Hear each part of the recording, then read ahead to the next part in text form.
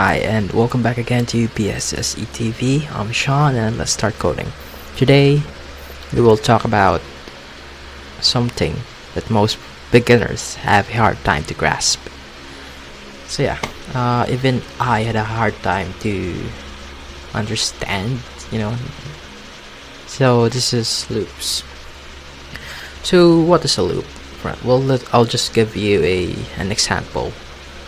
Well, suppose that you have to ask a user for 5 numbers and add them up and show the total.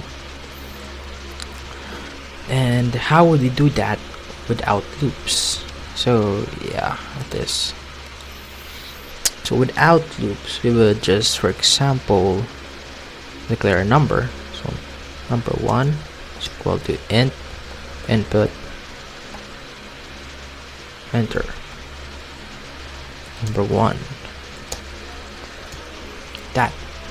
Now I want to ask the users 5 times, so I have to type this 5 times. So 2, 3, 4, 5. 2, 3, 4, 5. And then I would get the total of that. So total is equal to number 1 plus number 2 plus number 3 plus number 4 and then number 5. So let's try this. So enter number 1, about 1, 2, 3, 4 and 5. Forgot to print the total. Print total. Again. So 1 plus 2, so that's 3. 6. It's 10. It's 15. So look at this. Your code is how can I say this? It's repeating. It repeats this and it's redundant. Plus, what if I'll ask you to input 100 numbers? Then you would have to type number 1, 2, 3, 4, 5, 100 times. Well, that sucks, right? Now, here's a good thing with loops. It's for lazy people who don't like type. If you're lazy, then learn loops and it would save you. Well, actually, something like that. I think that's the idea behind it. A loop is just, something that would repeat until a condition is satisfied. So the first loop we're going to tackle is the while loop. So a while statement is basically just the same with an if statement. So let me show you what a while statement looks like. So while, and then an expression here, and then code block here, or you do something here. Let's do that. Where is it? Let's make something like this, but using a loop, and I'll show you how easier it is and how clear it looks. So while an expression, while count is less than or equal to 5,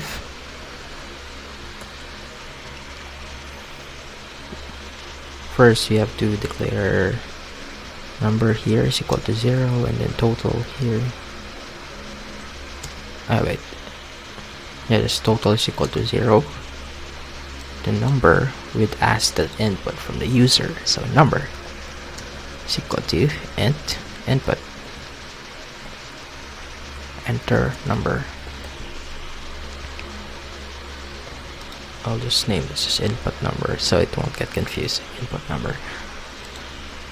Then the total. So total is just plus equals number input number.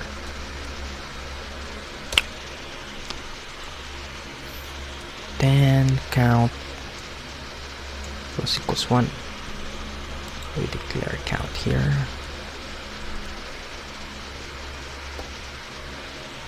Was 1. So let's try this. First you have to remove this so it won't be a bother. Let's try that. Enter a number. Wait, sorry. Enter a number. 1, 2, 3, 4, and then 5. I forgot to print the total again. Sorry. Yeah, total. So that 1, 2, 3, 4, 5, 15. See? It's, if you look at this one is the same as this one, but this one does not require you to do this many times. You only have to do this one time and then loop through it 5 times. So yeah, let's run through.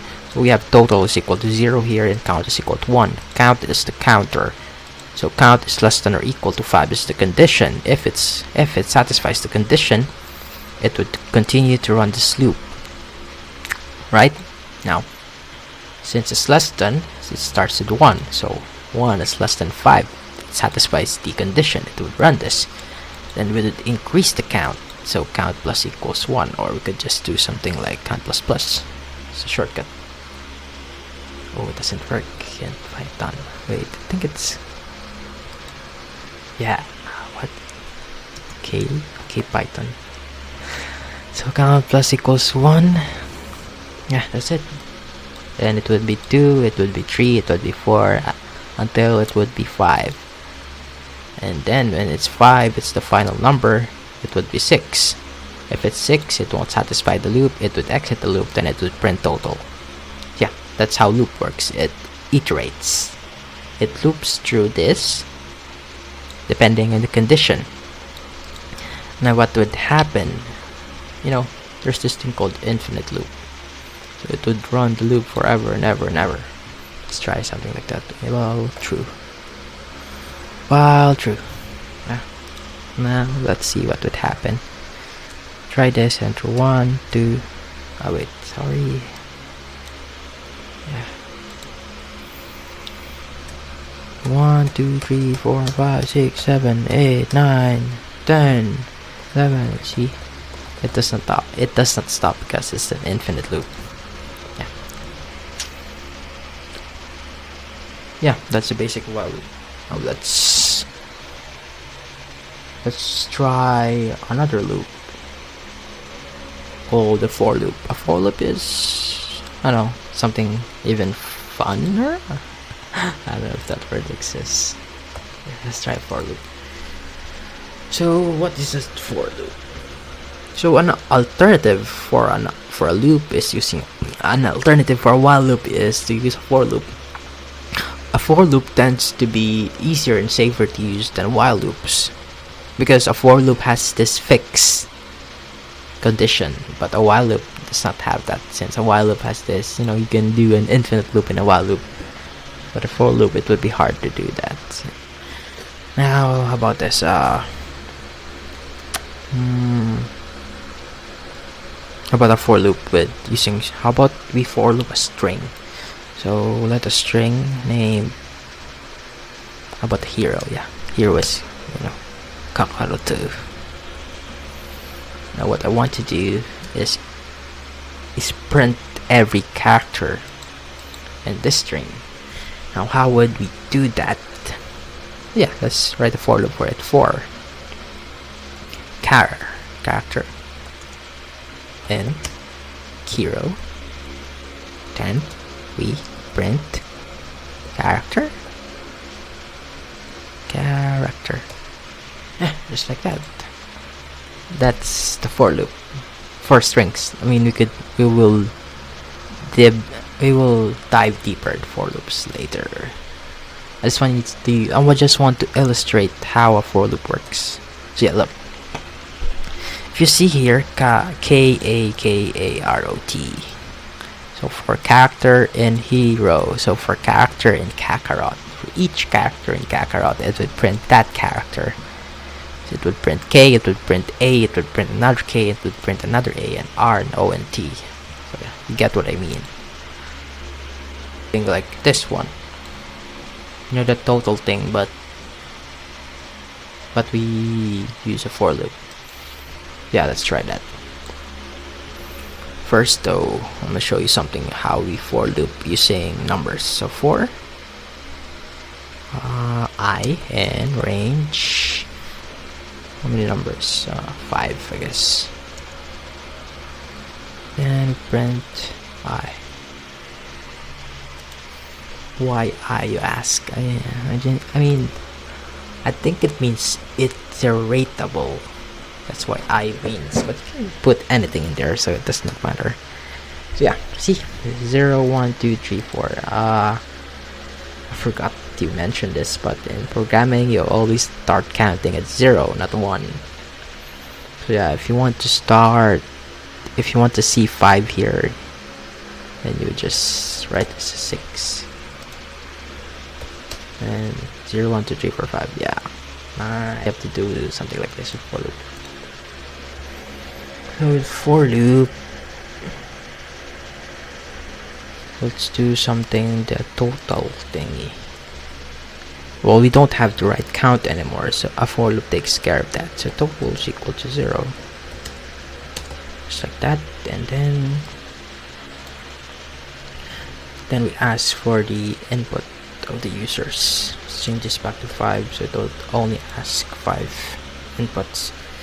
So number is equal to input, enter number, that, and then total plus equals number. We don't have to do this anymore because the for loop takes care of it. Just count plus equals 1. So yeah, then we print total, just like that. And then we try that. So 1, 2, 3, 4, and 5, 15. See, it works the same way, but you know, it's more secure. I won't make a mistake, like, you know, I won't do something like while true, and then it would run forever and ever until my PC runs out of battery. So yeah, so that's for loop. So pattern printing using for loops. Well, this deserves a video to itself, but I'll just show this again, just like I showed with the list, but I won't dive deeper in it. I just want to showcase it. So for I and range, let's start with 0, then let's end with 5. So yeah, that's also another thing with range. This is the starting point, this is the end point. Now what we could do is run another for loop here for J and range. Then we start with 0, then we could do I plus 1. Then we print the stars, I think so, the stars stuff, and then we do this, set space here, do this, and then and equals this. So yeah, that's it. Now this, we have to print a new line. So how do you print a new line in Python? I think it's just like this, print an empty string, and we try to run this. I hope this works. Yeah, look at that pyramid. I know it's not a pyramid, to say staircase. So yeah, this is nested for loops. So this is nested loops, but those are, you know, the cool things you do with loops. So that's it. That's the basics of loops, and I just want you to stay tuned for more videos about this. And don't forget to like, subscribe, comment down below any questions that you have. Yeah, bye guys.